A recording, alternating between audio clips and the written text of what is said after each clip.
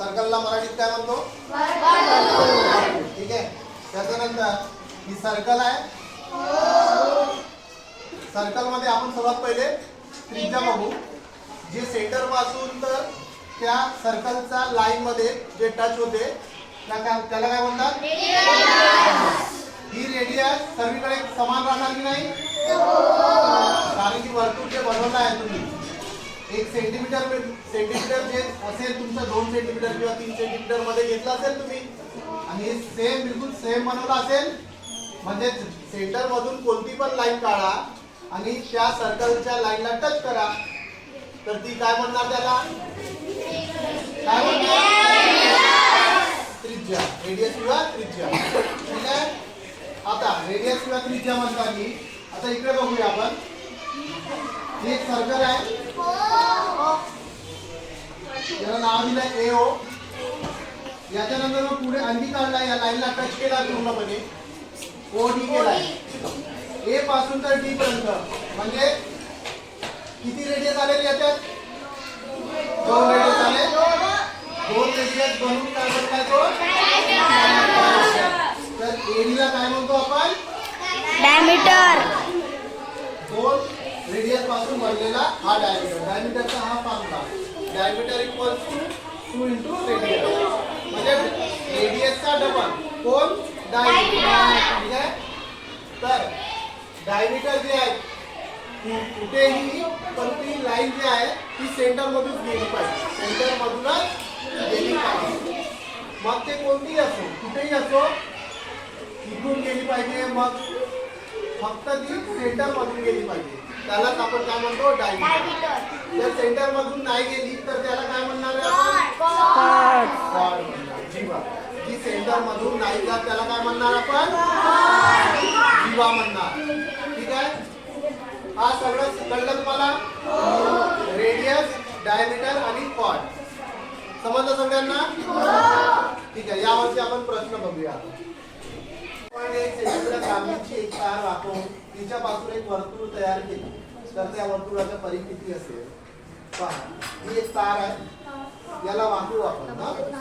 याला वाकवू म्हणजे त्याला काय करू आपण? थोडंसं असं बेंड करू आणि गोल बनवायची कोशिश करू. ही वाली जी आहे हे इकडे आणलेली म्हणजे गोल बनवताना ही गोल. मला सांगा मी जास्तीचा तार घेतला का याच्यामध्ये काही? काय केलं? 30 तार होती ना. त्या लांबी किती होती त्या ताराची? 8.8. मग ही सर्कम्फरन्स म्हणजे परिघ कितीचा असेल रे? हा वाला 8.8 असेल ना. कारण की मी त्या तारचं काय बनवलं आहे? एक सर्कल. बरोबर आहे. म्हणूनच 1.8 सेंटीमीटर लांबीचे एक तार म्हणजे त्याचे सर्कम्फरन्स किती? 8.8. समजलं सगळ्यांना? नेक्स्ट पाहू आपण यानंतर. O केंद्र असलेल्या वर्तुळाची त्रिज्या 6 सेंटीमीटर आहे. तर O हा सेंटर आहे. याला नाव दिलं मी ना O. इथं सेंटर आहे आणि ही त्रिज्या म्हणजे काय होते रे? रेडियस किती आहे रे? 6 सेंटीमीटर आहे. इथून तर इथपर्यंत. बरोबर आहे. 6 सेंटीमीटर. आता काय करायचं? टी बिंदू हा वर्तुळ केंद्र O पासून मध्ये इथून 4.5 सेंटीमीटर आहे. तर मला सांगा इथून मी जर लाईन खिचली तर हा का वर्तुळावर टच होईल का? होईल का सांगा बरं? नाही होईल. म्हणजे कुठे येईल? मधात कुठे नाही येईल 4.5 सेंटीमीटर. जर या लाईनला टच व्हायचं असेल तर किती सेंटीमीटर पाहिजे आपल्याला? 6 सेंटीमीटर. पण ही 6 सेंटीमीटर झाली नाही पूर्ण. म्हणून हे 3 पॉइंट कुठे आला? अंतर्भाग. ही डायग्राम वर. तर याचा उत्तर काय येईल? पी हा अंतर्भाग.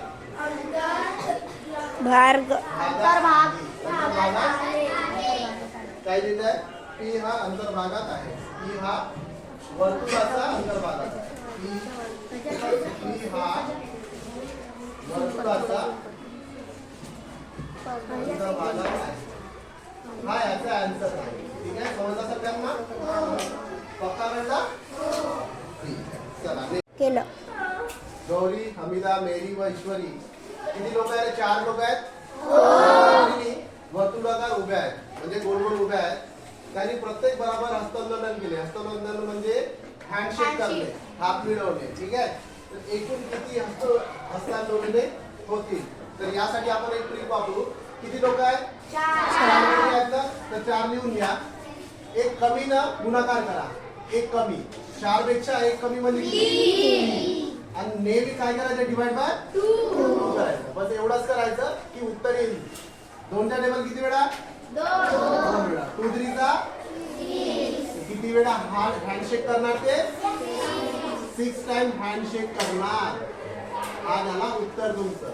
तर मला सांगा, याच प्रकारे एक क्वेश्चन विचारतो तुम्हाला मी. जर 5 मुलं आलं तर किती उत्तर येईल? 5 मुलं एकमेकाला हात मिळवतील तर किती उत्तर येईल? सांगा बरं, कोण सांगते? जर 5 मुलं एकमेकाला हात मिळवले तर उत्तर किती येईल? 10 येईल? हो पक्का? हो याच्यानं एक कमी करा. 4 4 5 20 किती उत्तर येईल? 10 10 उत्तर येईल. ठीक आहे, समजलं सगळ्यांना?